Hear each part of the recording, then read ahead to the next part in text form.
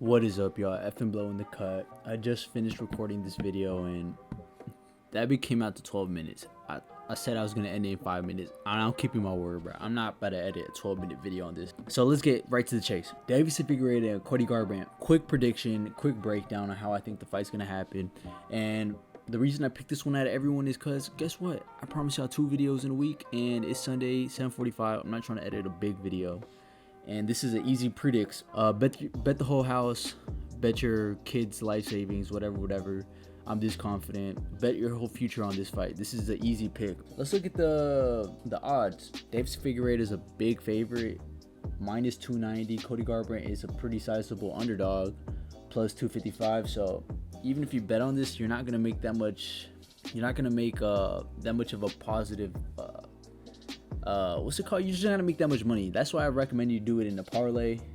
If anything, don't just make a straight bet on this one fight because you're not gonna win that much money. Okay, let's break this down. Let me move this out the way.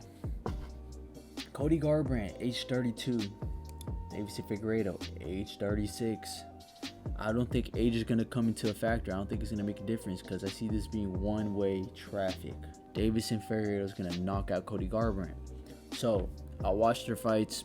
I watched 2 of Cody's fight, one being the recent one, and then one being a similar opponent with Deiveson Figueiredo and Cody Garbrandt fighting Rob Font. Difference is Rob Font fought Cody in a 5-rounder, fought Deiveson in a 3-rounder. So there's a bit of a difference, but within all those fights, you're able to see like you see what you need to see and you know what's gonna happen. You know what I'm saying? So I wrote down some little notes. I don't think I'm about to read all of them. Matter of fact, I could just read them. For Figgy, I said he likes fighting on the outside and counters, gains respect. Like once he starts gaining respect, he starts walking his opponent down.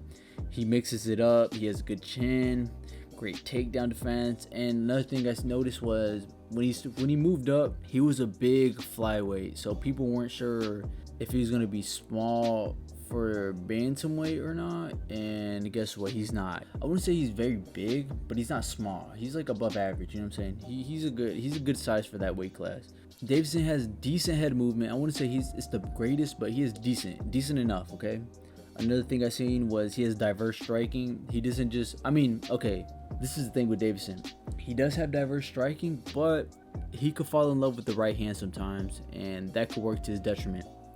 But I don't see that being a thing in this fight, especially because if he at least lands it once on Cody's chin, it's grits. But yeah, he throws elbows, he throws leg kicks, he throws the right hand, stuff like that. Like he throws knees. He just mixes it up. He's not like a Darren Till with just like a left hand only. That's all you got. Like no. He mixes it up. What else did I write? Okay, this is one thing I peeped that I don't think Cody's gonna expose, but I have this written down. Deiveson likes fighting his own pace.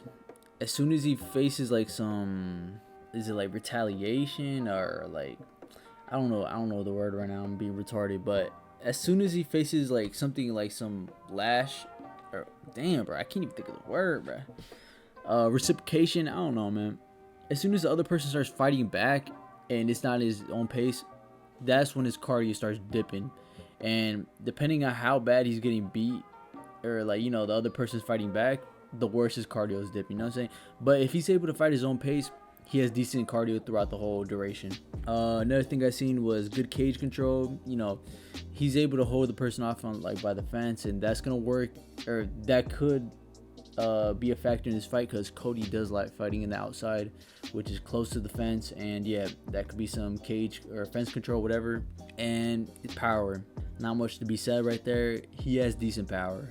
Although he wasn't able to knock out Rob Font, he was able to gain a lot of respect with that. And even in some instances where he like throws the right hand very in awkward positions, it still holds like a lot of weight. It still has power to it. So yeah, he has decent power in this weight class. Now for Cody, the stuff I have listed was bad leg kick defense. He has fast hands, and he does have, when I say fast head movement, he doesn't have head movement in like when he's throwing punches.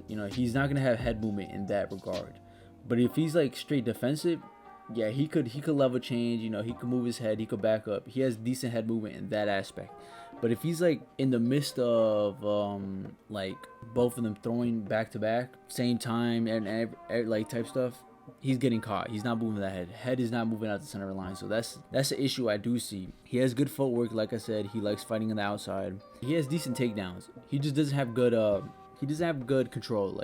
Like especially in this fight, Deiveson has good takedown defense. And if he does get taken down, he's getting a back up immediately. So that's not coming into, at least in my vision, I don't see that even being an issue for him. And that's pretty much all I have listed. You know what I'm saying? Not much to be said about this fight. I just see this being a one-way traffic. Deiveson by KO. If I had to predict how, I'd say Deiveson by late round 1 or early round 2. But if I had to give a definitive answer, I'll give Deiveson by late round 1 KO. Similar to like the Kai fight.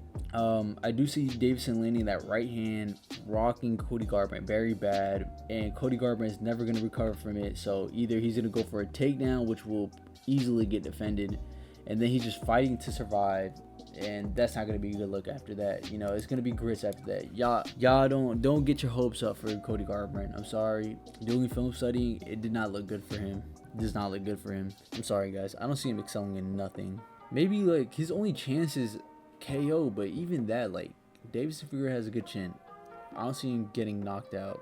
I could see him losing by exhaustion, you know, by TKO or something, because he does sometimes give up, you know what I'm saying? He does sometimes give up, but I don't see him giving up in this fight though, okay? Yeah, that pretty much sums up the whole video. Bet the whole house on Figgy. Enough said. Appreciate it. Bye.